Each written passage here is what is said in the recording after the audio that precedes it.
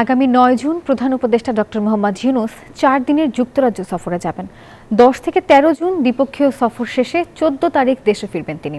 ১২ June প্রধান উপদেষ্টা রাজা তৃতীয় চার্লসের কাছ থেকে কিংস চার্লস হারমোনি পুরস্কার গ্রহণ করবেন।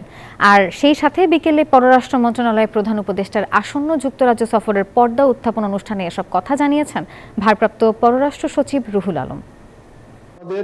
ট্রেড ওরা ইউরোপিয়ান ইউনিয়ন এই মুহূর্তে আমাদেরকে যে বিশেষ সুবিধা দিচ্ছে এলডিসি হিসেবে, ইকো সেটা দিচ্ছে। এবং আপনারা জানেন যে 2026 সালে আমরা ডেভেলপিং কান্ট্রিতে